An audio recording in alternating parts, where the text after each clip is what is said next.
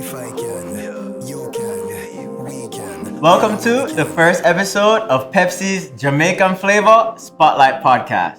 I'm your host, Chad Lucci, and my very first guest, Kimiko Versatile. I hear her dancing up a storm around there, so let's go take a look right now. Hey, you know see your ears, we are do it. Not no basic, greater the prey. All time in the one paper, my J. All of we have the same energy. Hey, we got that flavor, Jamaican flavor. Kimiko, Hey Chad, welcome to the Pepsi Jamaican Flava Spotlight Podcast. Thank you. Thanks for having me. I'm a little nervous. You're my first guest, you know. Yeah. I heard so we have some big name coming up. We're starting with a superstar themselves. Yeah, How are you man. feeling? I'm feeling good, excited. Oof, I'm ready to jump right in. You ready? I'm ready. Wait, All let me drink. Clear my throat. A little sip too. So nervous, you know. Yeah. Ready to go? All right, Kimiko, you have an incredible talent for dance. What I really want to know first things first, where did it all start? Where did your passion for dancing really come from? Well, I have to say, first of all, it's a God-given talent of Amen. mine. I was born with it. Amen. Because it's embedded in my blood. From I was in my mother's womb, I was Ooh. moving a lot. Trust Love me. that. And just growing up over the years, I'm always dancing. When there's a party, I'm always moving. Life of the party. I'm always take the spotlight. That is it. Exactly. We love to see so that. you could see that talent growing in me from a tender age.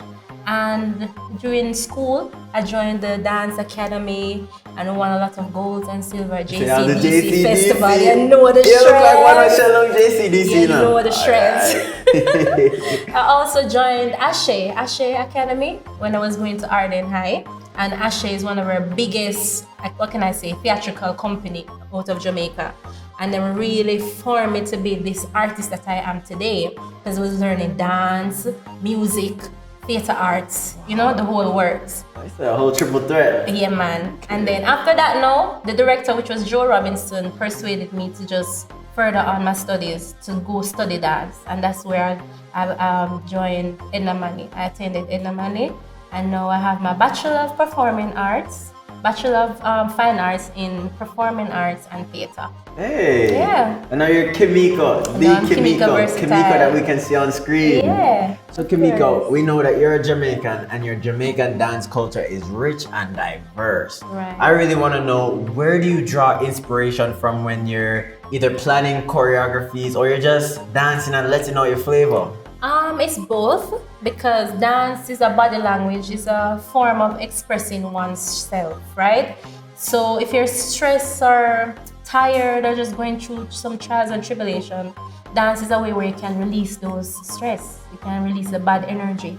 So I find myself always dancing when I'm upset or sad or, you know. Also, I have a lot of knowledge in our traditional folk forms coming from our African ancestors, yeah? So what I do is fuse what we know about dancehall now with what I've learned about traditional folk form. I said throw the whole of the flavor them in the Right. pot and just get one big mix. Nice soup. Okay. So I'm very personally curious about your dance favorites. As a dancer, you know all of the dances. I need to know, what's your top two? Which ones you can't left out? Two dance moves you say, all right, these going with me for everywhere. That's so hard, but I would say my top two is two of my moves. Ooh. Because my moves are very popular worldwide, not just Jamaica. So, and then there's one now that's taking over the place called Sexy Plus Tax. Sexy So Plus Tax. what I like about these moves, it make the females them feel very powerful within themselves and feel like, yo, I got this, I'm in charge of me, and you have to respect me and look from afar and see how I'm progressing and so I realize these moves make the females them feel good, and that makes me feel good, you know? That's awesome. Yeah. So I know that you said your dance moves are known around the world, and trust me, I'm familiar with that first one right there. But I know that we've also seen you on some other screens. Yeah. Could you tell us about that time you're on Netflix?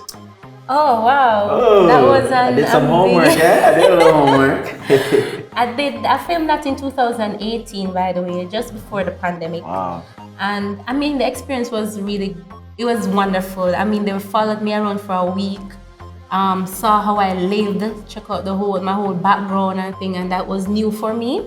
But I felt very special and humbled and grateful because they could have chosen anybody else, because we have so much talent in Jamaica, but they end up choosing me because of my experience and how I dance and the flavor I Yes, the provided in the flavor dance. you So the experience was grand.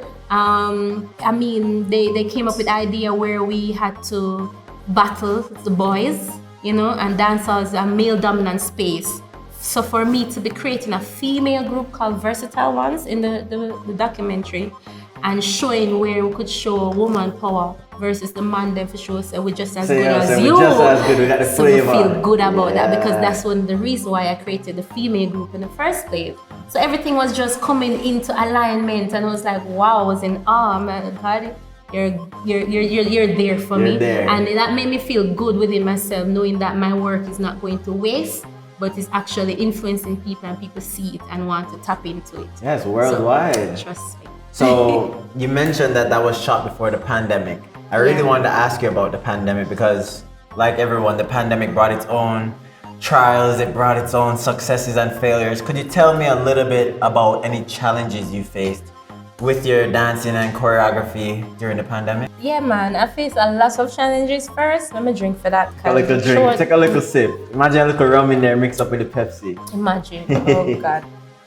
So most of my clients are from overseas, and you know, persons couldn't travel at the moment. So I lost a lot of clients, and the studio wasn't making no money. So I had it open for 2 years after that, and I eventually had to close it because it was taking money from me, which I wasn't making.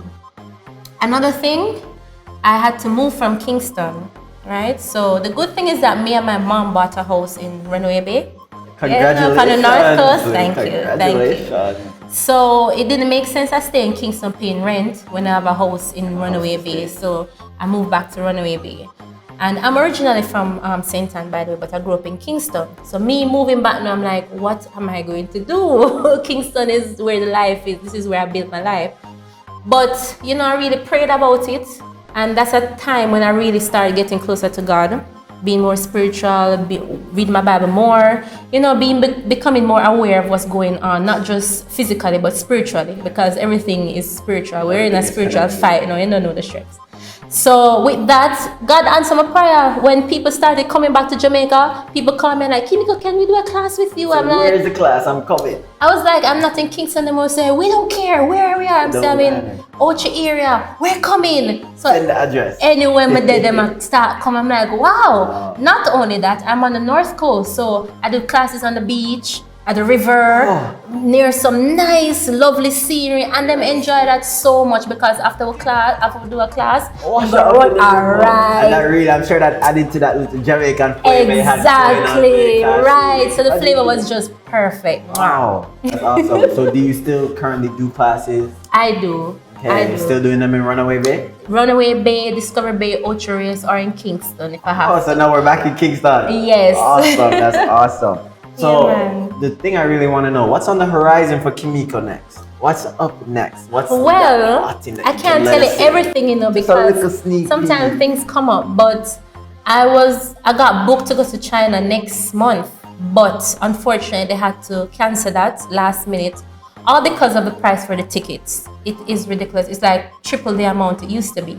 So it used to be like 1,800 US for a ticket. Now it's like 3,000, 4,500. $500,000 to go to China. Now I'm like, oh, well, I say, boy, everything happened for a reason. You know, maybe we'll go to China and get sick, or I don't know. Or maybe you go to China next year and it's even better than it would be. Right? So every disappointment is, you know, room for something else. Close a window and open a door. Right. But in December, I should be going to LA.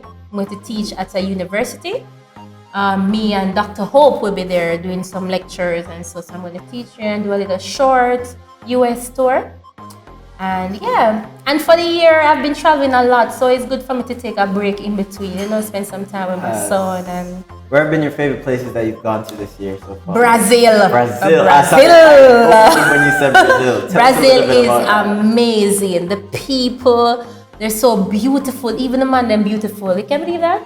Them just awesome. The food is magnificent. The scenery. Them have some trees. Like, I've never seen such big trees before. You know, the Amazon is in Brazil. So like when I'm seeing that, it's so cultural. They have dance styles called, what do they call it?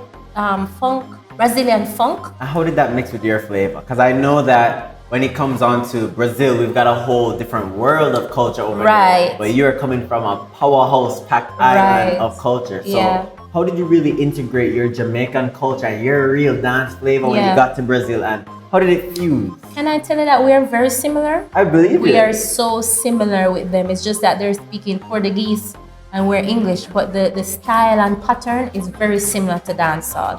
And them love dancehall. And first of all, they listen to old school dancehall. So like them new dancehall, they're not really into it, you know. Them into the one drop and Oh, they want that them real love it. So I style, could see the DHQ style. comparison with dancehall flavor, and it's very similar.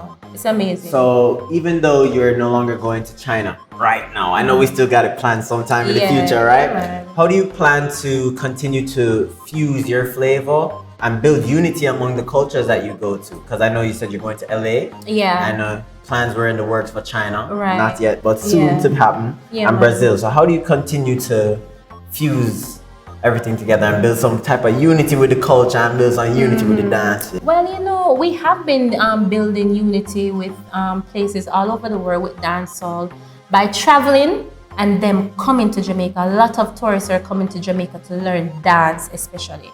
Right now, government need to give with some of the landing tax for them again, because we make a heap of people are coming, especially in Kingston. Right, so that shows some unity where people, they feel like they can come to Jamaica and enjoy our culture and they feel warm inside. For example, Russia.